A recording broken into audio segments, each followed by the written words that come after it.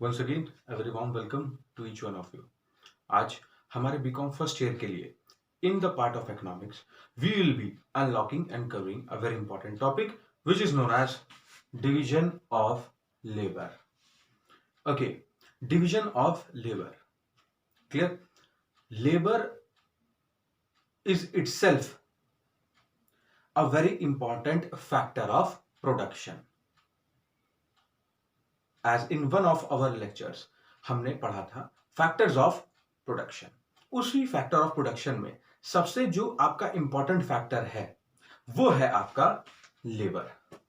ठीक है, labor means the workforce, the workers, maybe it may be the professionals or unprofessionals, skilled, unskilled, semi-skilled, productive, unproductive, physical, mental. ठीक है, skilled, unskilled and semi skilled. ये बहुत सारे हमने types देखे थे, प्रकार देखे थे हमारे लेबर्स के, यानी जो वर्कफोर्स हमने अपने बिजनेस में लगाई हुई है, या आप कह लीजिए कि वी हैव एम्प्लॉयड। ठीक है, so division of labour. Labour हमने जाना, अब इसका डिवीजन, डिवीजन यानी कि यहां पर when a labour is assigned to an activity in which he और शी इज मोर प्रोडक्टिव। आप यहां पर अपने लेबर को एक ऐसी एक्टिविटी, एक ऐसी प्रक्रिया में, या कह लीजिए कि ऐसे काम में आप उसे लगाते हैं जिसमें वो सबसे ज्यादा प्रोडक्टिव हो। वाई? बिकॉज इसमें देखिए डुअल चैनल है हमारे लिए। सबसे पहले तो हमारे बिजनेस पॉइंट ऑफ व्यू से आप सोचेंगे, सो वो जो हमने लेबर लगाया है, ही और शी किसी भी स्किल का हो, स्किल्ड, सेमी स्किल्ड और अनस्किल्ड, उसका जो वर्कफोर्स है, जो उसका यूज है, वो हम सबसे ज्यादा कर सकते हैं जिस पार्ट में वो स्पेशलाइज करे। दूसरा जो चार्ट बनता है इसका इन हट पैटर्न, कि जो लेबर है उसको खुद भी उस काम में इंटरेस्ट आए, एंड विथ डेडिकेशन और हार्डवर्क, दोनों के साथ में वो अपने काम को अच्छा रूप दे सके। ठीक है, सो यहां आप एक चीज और कह सकते हैं कि let us define it with a definition. It is a process of assigning. ठीक है, असाइनिंग मींस हम अपने लेबर्स को सेट कर रहे हैं, या उन्हें वो काम बांट करके हम दे रहे हैं। ठीक है, अ प्रोसेस एक प्रक्रिया है of assigning the laborers in which they are much productive, जहां पर वो अपने स्किल्स, अपने हुनर, अपनी नॉलेज और अपने उस टैलेंट का यूज करके विथ डेडिकेशन एंड हार्डवर्क हमें अच्छा प्रोडक्टिव रिजल्ट दे सके। प्रोडक्टिव रिजल्ट डजंट मीन कि ऑन टाइम आना, इन पंक्चुअलिटी और ऑन टाइम जाना। No, working with the skill what is required. आप अगर एक बिजनेसमैन हैं तो आप चाहेंगे कि आपका लेबर अच्छे से अच्छा काम करके आपको दे, और लेबर का भी ये फर्ज बनता है कि वो अपने वर्कफोर्स को अच्छे से यूटिलाइज करे। merely manufacturing the goods is not at all should be the aim. Goods को सिर्फ उनको मैन्युफैक्चर कर देना, उसका निर्माण कर देना नहीं एक कर्तव्य होना चाहिए एक लेबर का। लेबर को यह भी देखना है कि जो वो काम कर रहा है उसे और कितना अच्छा, ज्यादा से ज्यादा वो बना सके। For that we have a word known as innovation. Innovation means guys development of new ideas, अपने नए विचारों को आगे ला करके अपने वर्क को इनोवेटिव बनाना, something new, and we can say as की समथिंग डिफरेंट। ओके, सो ये होगी हमारी डेफिनेशन। क्लियर? अब हम देखते हैं कि लेबर्स को किन पार्ट्स में डिवाइड किया गया है। तो यहां पर देखिए हमारे पास में इसके 3 पार्ट्स हैं। ठीक है, 1, 2 एंड द थर्ड वन। सबसे पहला आता है आपका सिंपल, दूसरा आता है आपका कॉम्प्लेक्स, और तीसरा आता है आपका ज्योग्राफिकल। ठीक है, सबसे पहले आप लेते हैं सिंपल। ये जो सिंपल लेबरर्स की कैटेगरी है, इसमें क्या होता है कि द लेबर्स आर वर्किंग, और we can say they are involved in a work hunting for money and food. ठीक है, हंटिंग मीन्स आप किसी चीज की तलाश में हैं और आपका एम, आपका लक्ष्य आपको पता है। Now you are trying to get that, अब आप कोशिश कर रहे हैं उसे पाने की, हासिल करने की, वो कहलाता है आपका हंटिंग। लेबरर्स यहां पर किस चीज के लिए हंट कर रहे हैं? For money and food. तो ये वो लेबरर्स होते हैं जो कि आपका दो सेक्टर है, देखिए, एक है एग्रीकल्चर और दूसरा है आपका एफएमसीजी। एफएमसीजी मींस जितने भी आपके प्रोसेस्ड फूड्स आ जाते हैं, किचन के जितने भी आपके प्रोडक्ट्स हैं, ठीक है, फूड से रिलेटेड एफएमसीजी प्रोडक्ट्स। और दूसरा आपका एग्रीकल्चर। अब ये एग्रीकल्चर और एफएमसीजी सेक्टर ऐसा है कि कृषि में, देखिए, एग्रीकल्चर में आप क्या कर रहे हैं? You are hunting for money and food. जो फसल आपने बोई, जरूरी नहीं कि वो वही दाम या वही रेट पर मार्केट में बिके जो आपने सोची थी। और अगर आप ऐसा करते हैं तो जरूरी नहीं कि आपको मुनाफा ही मुनाफा हो, घाटा भी हो सकता है, लॉस भी हो सकता है। जो मीडिएटर्स होते हैं, जो बिचौलिए होते हैं, वो आपका पैसा खा जाते हैं। या आप कह लीजिए कि जो स्टॉक और उस इन्वेंट्री को मैनेज करने के लिए जो वेयर हाउसेज है, वहां पर जब आप उस स्टॉक को मेंटेन करते हैं तो आपके एग्रीकल्चर जितने भी प्रोडक्ट्स हैं, वीट, मेज, बार्ली, ये सब जितने भी प्रोडक्ट्स आपके आ जाते हैं, ठीक है, आप इसे हिंदी में कह सकते हैं जितना भी मोटा अनाज है आपका, ये जितने भी हैं आपके, इनको आप स्टोर आउट करते हैं। वहां डैमेज हो गया या सही carefully with safety and security, किसी कारणवश आपने उस सेफ्टी और सिक्योरिटी में लापरवाही होने की वजह से हार्म हो गया, डैमेज हो गया, थेफ्ट हो गया, ठीक है, तो ऐसे केसेस में आप क्या कर रहे हैं? You are hunting for food. बस कैसे भी मेरा आप कृषि के माध्यम से, आप एग्रीकल्चर के फील्ड में अपना बस जीवन यापन कर रहे हैं। सो वो क्या हो गया? आपका सिंपल लेबरर्स की कैटेगरी।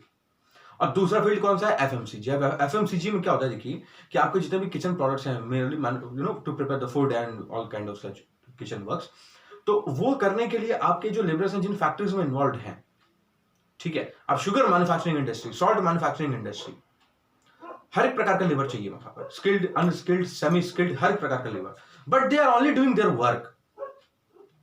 ठीक है, सो यहां पर क्या है, and they are doing that work, why? Because they need the money. आज हो सकता है वो काम कर रहे हो, कल को हो सकता है वो चले जाए फर्नीचर मैन्युफैक्चरिंग इंडस्ट्री में, फिर वो चले जाए गारमेंट इंडस्ट्री में। तो आप एफएमसीजी से चले गए गारमेंट इंडस्ट्री में, फिर आप चले गए फर्नीचर इंडस्ट्री में, यानी you are not at all maintained और made for any particular work to be done. आप एक निर्धारित वर्क को, क्रिया को करने के लिए आप नहीं हो, आप हर एक काम कर ले रहे हैं।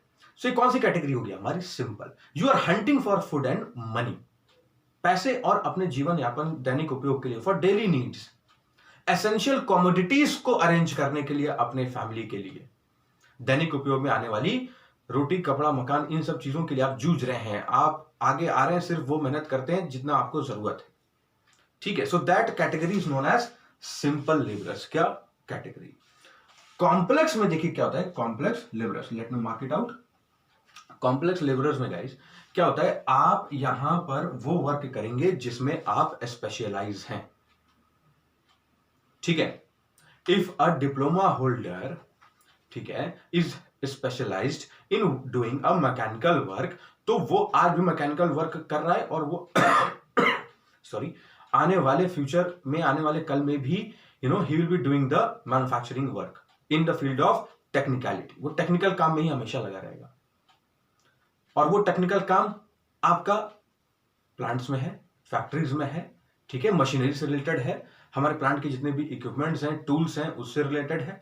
लेकिन वो कभी as a sitting job on in front of a computer नहीं करेगा भाई, बिकॉज ही इज स्पेशलाइज्ड। उसकी जो काबिलियत है, उसकी जो योग्यता है और उसका जो हुनर है, वो ये तीनों चीजें किसमें है? For doing the technicality work. अब टेक्निकल काम का लेबरर, ठीक है, आपका जो है ऑफिशियल वर्क के लिए आप उसको असाइन नहीं कर सकते। तो जो कॉम्प्लेक्स लेबरर्स की कैटेगरी होती है, यहां पर हर एक लेबर का देखिए स्पेशलाइजेशन है। If a labourer is specialised in doing computer works, so he will be assigned for computer works. Why? Because वो किसकी कैटेगरी में आ रहा है? स्किल्ड की कैटेगरी में। जो अनस्किल्ड लेबर है वो अनस्किल्ड की ही कैटेगरी में आएगा। आप उससे काम स्किल्ड लेबर का नहीं ले सकते, और स्किल्ड लेबर का काम आप अनस्किल्ड लेबरर के काम में नहीं इन्वॉल्व कर पाओगे आप उसे। सो इन्वॉल्वमेंट यहां पर आप लेबरर्स को वही काम देते हैं जिसमें वो स्पेशलाइज करें। Why? To get a fruitful result. ठीक है, अच्छा ये हो गया। अब आता है आपका ज्योग्राफिकल लेबरर्स।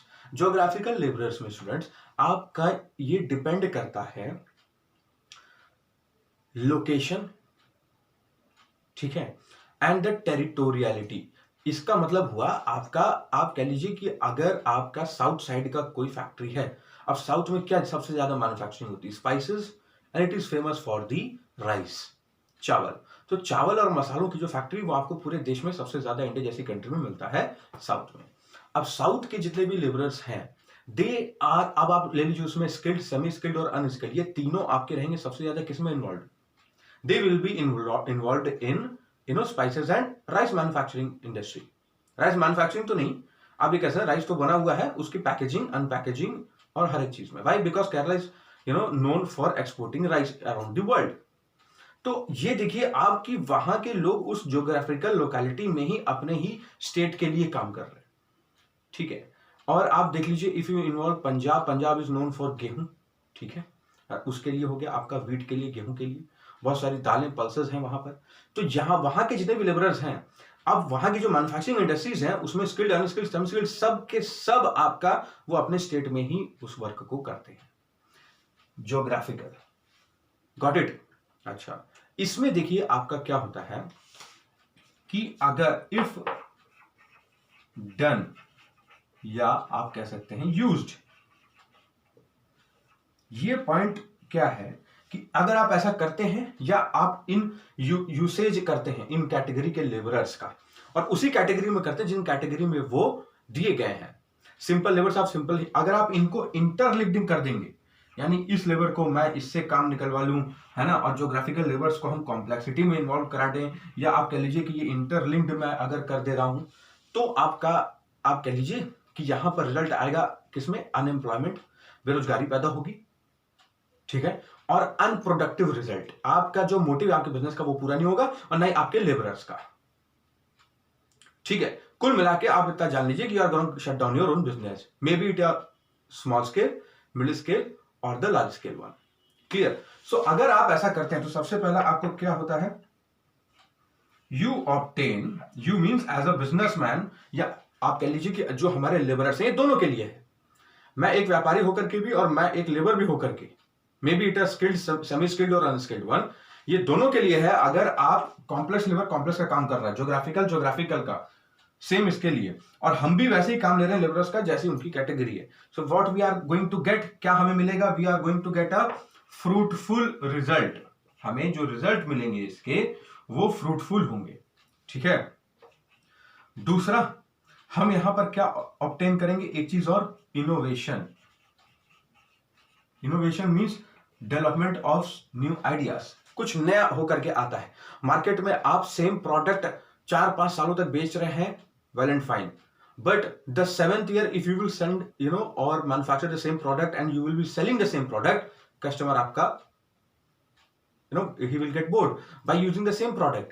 ग्राहक चाहता है to have something new in the market। अब या तो आप पैकेजिंग बदल दो, या अपने क्वालिटी में इंप्रूवमेंट ले आइए, या क्वांटिटी में इंप्रूवमेंट ले आइए, और प्राइस को भी आपको ध्यान रखना है। So to create demand for the old product, जो प्रोडक्ट पहले से मैं मैन्युफैक्चर कर रहा था इन बीते 5 वर्षों में, फॉर द लास्ट 5 years, अब उसको अगर मैं कुछ एक इनोवेटिव नए तरीके से मुझे मार्केट में लाना है, या आप कह लीजिए कि मुझे उसकी डिमांड में इजाफा करना है, उसे और इंप्रूव करना है, तो उसकी डिमांड तभी क्रिएट हो सकती है जब मैं अपने लेबरर्स से सही तरीके से वर्क लेता हूं। Why? Because it is the most important factor of production, ठीक है। और तीसरी चीज आ जाती है यहां पर आपको जो मिलती है सॉरी, वो है कि labourers make best use of skills. जो उनके पास में स्किल्स हैं, जो उनके पास में हुनर है, उनका वो क्या कर सकते हैं? बेस्ट यूसेज, सबसे अच्छा इस्तेमाल ले सकते हैं। वाई? बिकॉज उनका इंटरेस्ट, उनका हार्डवर्क और उनका डेडिकेशन उसी निर्धारित कार्य के प्रति आ सकता है, या it will be assigned for the same work in which they are made for. Clear? I hope it might be clear to you. Kindly note it down, study the same from your book. Thank you.